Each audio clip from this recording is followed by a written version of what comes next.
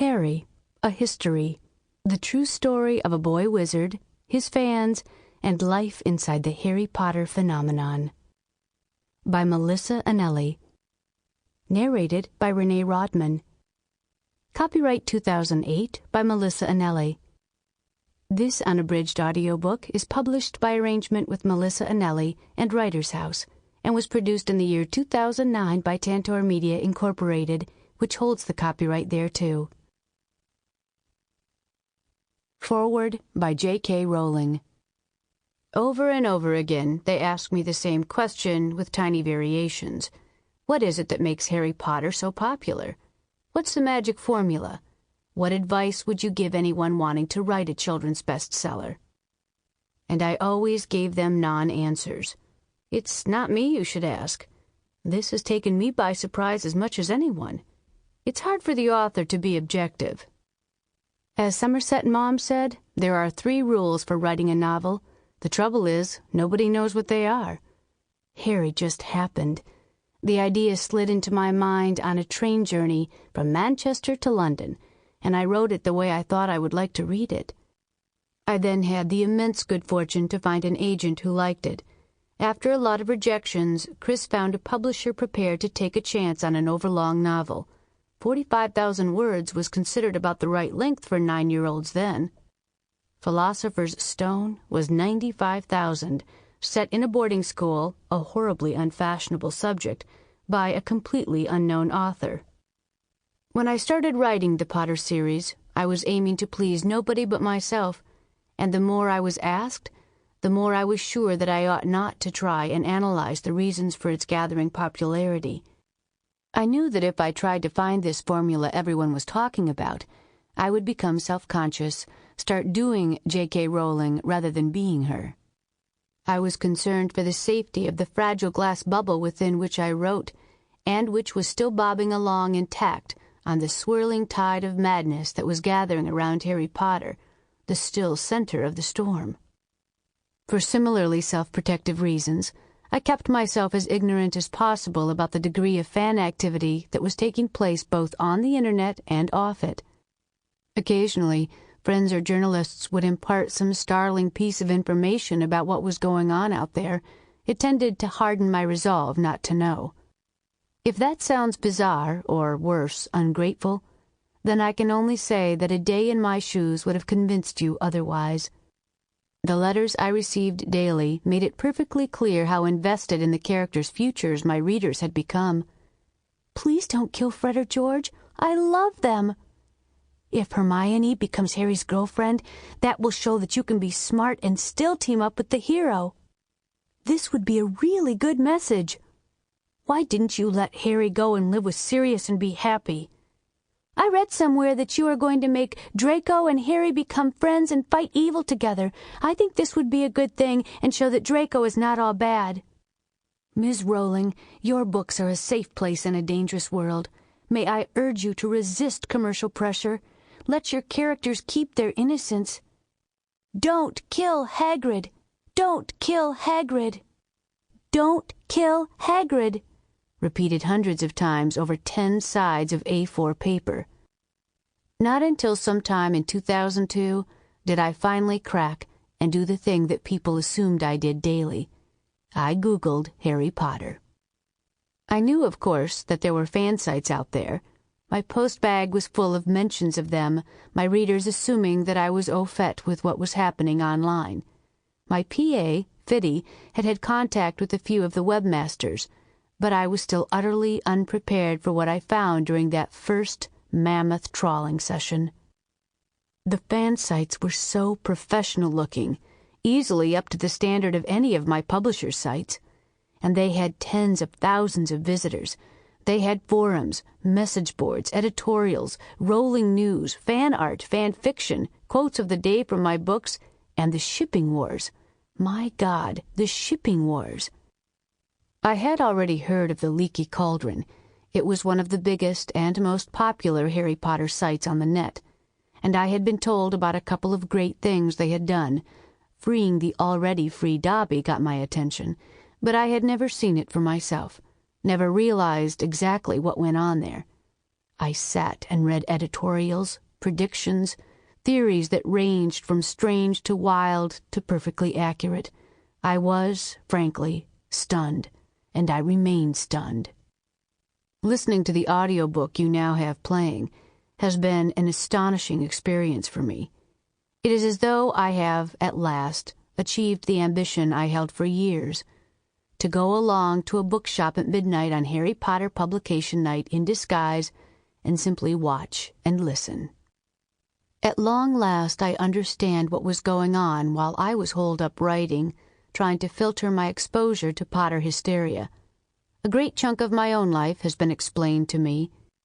Melissa has filled in an enormous number of blanks, taken me to places I wish I could have visited with her, like the House of Pancakes to meet the United States' most prominent anti-Harry Potter campaigner, explained jokes that fans assumed I understood, introduced me to people they thought I knew, filled me in on arguments I had inadvertently started.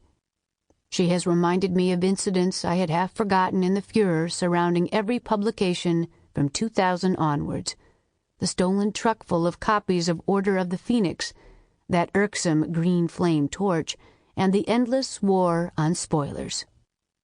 The online Harry Potter fandom has become a global phenomenon with its own language and culture, its own wars and festivals, its own celebrities, of which Melissa is certainly one.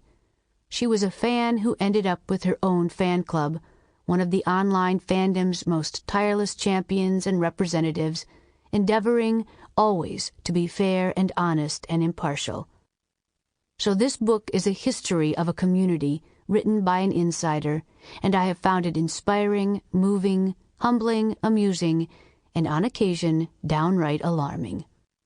It can be read as a warts-and-all exposé of fan mentality, or as a story of the world's biggest book group, or as the personal journey of a group of people who would never otherwise have met. The tale of the online fandom is every bit as extraordinary as Harry's own, and it has left me with a feeling of awe and gratitude. At last, I know what was really happening out there, and it is wonderful.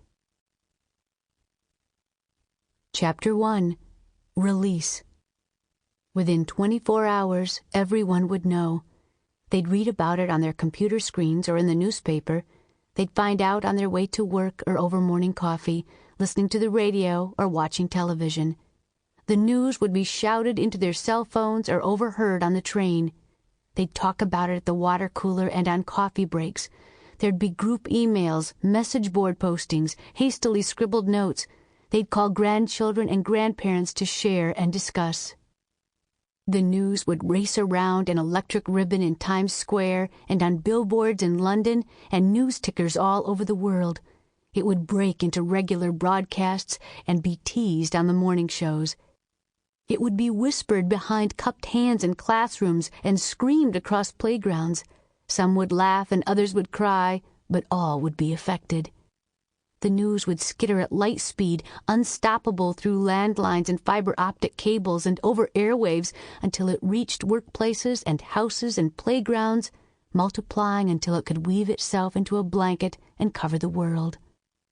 I was barely conscious when I found out. I was on my bed, fully dressed, lying on my stomach and trying to keep my head from lolling right onto the keys of my laptop. When my phone rang, my head hit the keys like a dropped melon. I groaned and rubbed the new indentations on my nose while fumbling for the talk button. "What up?" "It's up!" It was Sue Upton shrieking at me, and I let the phone fall so I could use my remaining free hand to rub what now felt like a punctured eardrum. At this rate, I'd end up comatose before breakfast. Sue was still yelling, the sound muffled from the dropped phone, but now completely unnecessary. Clarity broke upon me, and I knew exactly what she was yelling about. It was why I was lying next to my keyboard, the reason I had been awake in the first place. The last few hours replayed themselves in my mind in a blink. Barely 10 p.m., sitting at my friend Julie's house, watching television after a light news day, chatting during commercials.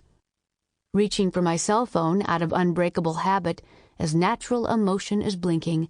Tapping my web browser, waiting for my email to load, all without interrupting the flow of conversation. In fact, barely showing I was holding a phone at all. Flicking my eyes down to the screen, just to check that everything was all right online while I was away from a computer. No important emails. Good. No emergencies. No broken servers. Good. Pausing.